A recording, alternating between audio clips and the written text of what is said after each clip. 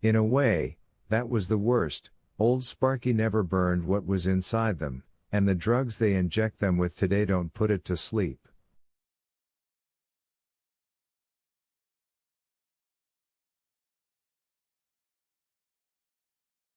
It vacates, jumps to someone else, and leaves us to kill husks that aren't really alive anyway.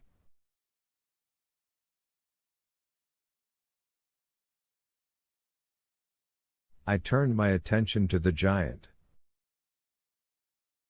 If I let Harry take those chains off you, are you going to be nice? He nodded. It was like his head shake, down, up, back to center. His strange eyes looked at me. There was a kind of peace in them, but not a kind I was sure I could trust. I crooked a finger to Harry, who came in and unlocked the chains. He showed no fear now, even when he knelt between Coffee's tree trunk legs to unlock the ankle irons, and that eased me some.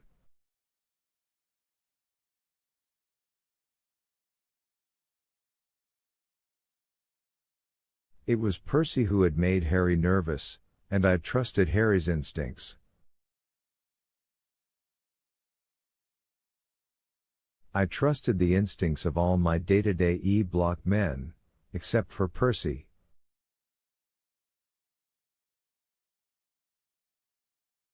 I have a little set speech I make to men new on the block, but I hesitated with Coffee, because he seemed so abnormal, and not just in his size.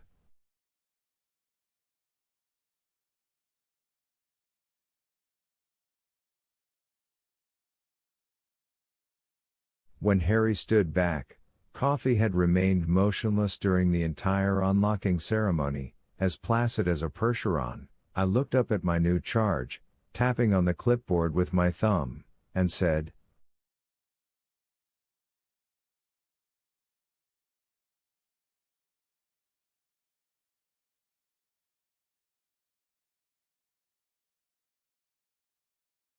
"Can you talk, big boy?" "Yes, sir, boss, I can talk," he said. His voice was a deep and quiet rumble. It made me think of a freshly tuned tractor engine.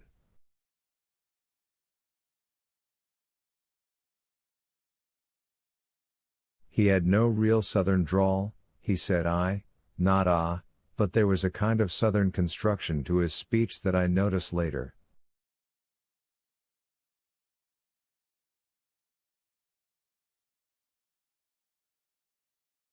As if he was from the South, but not of it.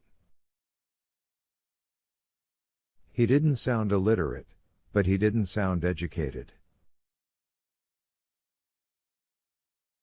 In his speech as in so many other things, he was a mystery.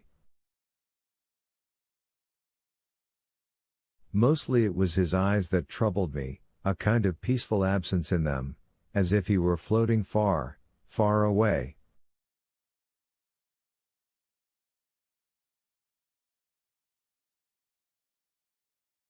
"Your name is John Coffee." "Yes, sir, boss, like the drink only not spelled the same way."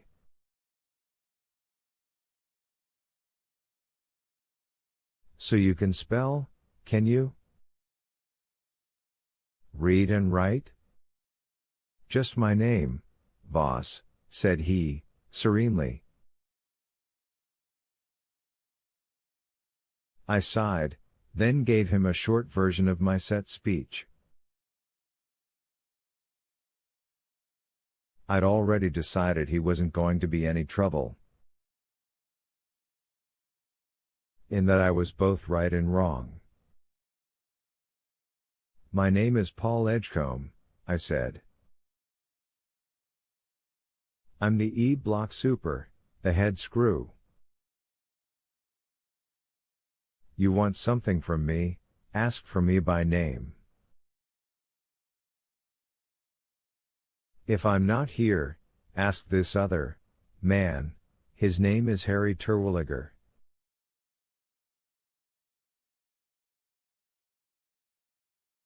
Or you ask for Mr. Stanton or Mr. Howell. Do you understand that? Coffee nodded. Just don't expect to get what you want unless we decide it's what you need. This isn't a hotel.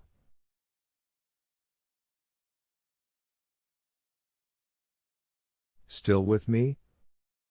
He nodded again. This is a quiet place, big boy, not like the rest of the prison. It's just you and Delacroix over there.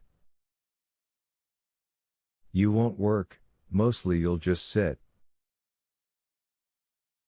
Give you a chance to think things over? Too much time for most of them, but I didn't say that. Sometimes we play the radio, if all's in order.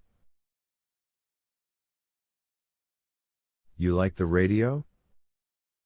He nodded, but doubtfully, as if he wasn't sure what the radio was.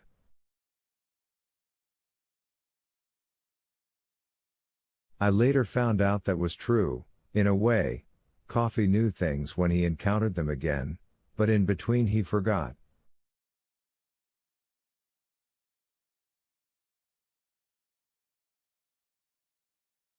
He knew the characters on Argyle Sunday, but had only the haziest memory of what they'd been up to the last time.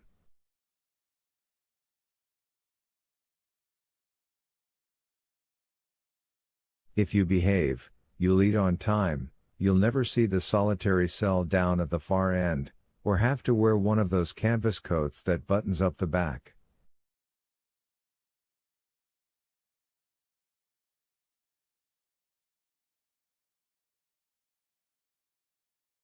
You'll have 2 hours in the yard afternoons from 4 until 6, except on Saturdays when the rest of the prison population has their flag football games.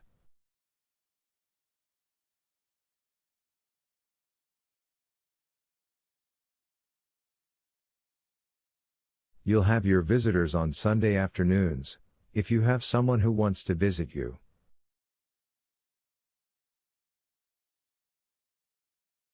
Do you, Coffee? He shook his head. Got none, boss, he said. Well, your lawyer, then. I believe I've seen the back end of him, he said. He was give to me on loan. Don't believe he could find his way up here in the mountains.